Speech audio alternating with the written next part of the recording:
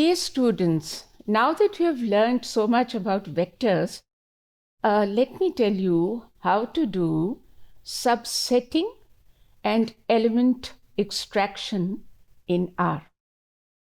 So let's look at an example.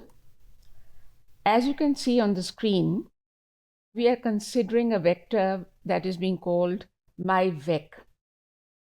अब इसमें जाहिर है कि 5, 10, 15, 20 कुछ तादाद होगी एलिमेंट्स की, और अगर हम इनमें से स्पेसिफिक एलिमेंट्स को एक्सट्रैक्ट करना चाहें तो हम कैसे चलेंगे? इसका तरीका ये है कि you would be writing the name of that vector followed by the position of the element that you want to extract. But you will be putting this position in square brackets. तो अब यहाँ पे जो myvec जो है, यही नाम जाहिर है कि मुझे लिखना है क्योंकि इसी में से मैंने एक्सट्रैक्ट करना है। अब जैसा कि कहा, स्क्वायर ब्रैकेट हमने डालना है। नोट कीजिए कि हम पहले राउंड ब्रैकेट, जिसको पैरेंथेसिस कहते हैं, हम वो डालते रहे हैं। हमने स्क्वायर ब्रैकेट गालिबन इससे पहले नहीं डाला। अब ये स्क्वायर ब्रैकेट के अंदर if I right, suppose I right 4, so if I do that and then I come out and then I enter, देखें कि ये क्या हुआ। आपने देखा कि आपका जो ओरिजिनल वेक्टर है myvec, उसके अंदर 4th पोजीशन पे 7 नंबर ही लिखा हुआ है, and this is exactly what you have been able to extract using this code.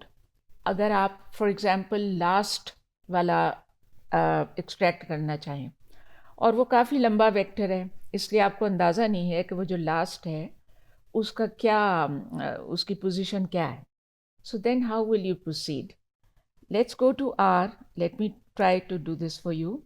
देखिए, अगर आप आर में अब इस तरह से लिखें myvec, myvec आपका जो वेक्टर है, उसके बाद स्क्वायर ब्रैकेट, अब उसके अंदर लास्ट एलिमेंट हमें चाहिए।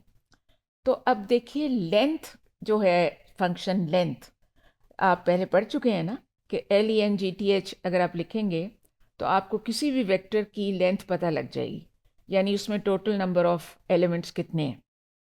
इन स्क्वायर ब्रैकेट्स के अंदर अगर मैं लिख दूँ LENGTH और उसके आगे राउंड ब्रैकेट, और उसके अंदर what do I right inside that round bracket? किस वेक्टर की लेंथ मालूम करना चाह रही हूँ? इसी वेक्टर की, myvec की।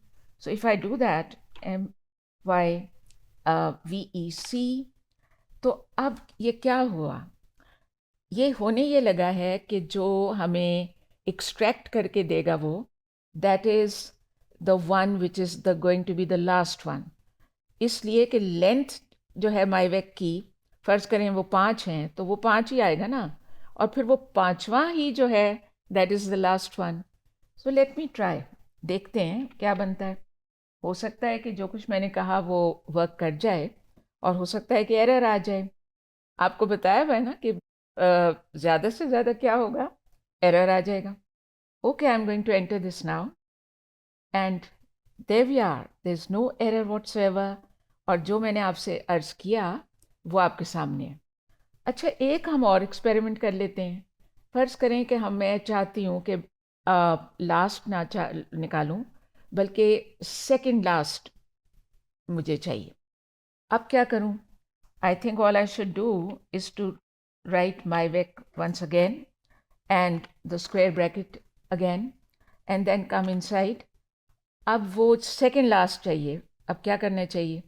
अगर उसकी लेंथ 5 है, यानी 5 हैं उसके अंदर, तो मुझे चौथा चाहिए ना। तो अब चौथा कैसे मिलेगा? अगर मैं टाइप कर दूं LENGTH और उसके बाद वही myvec, यानी वही वेक्टर जिसकी लेंथ हम निकालना चाह रहे हैं, लेकिन अब मैं इसके आगे लिखूं -1। सो वो लेंथ उसकी 5 -1 4, और ये स्क्वायर ब्रैकेट के अंदर है। इसका मतलब है कि अब आर को पता लग गया है कि what we are wanting is to extract the 4th one. So अब देखिए ये मैं बाहर निकल के एंटर करने लगी हूँ। फोर्थ वैसे हमें दिख रहा है वो क्या है, 7 है ना, तो अब देखें क्या हमें क्या मिलता है। There you are. So I hope you enjoyed this module, and I hope that you will practice with it.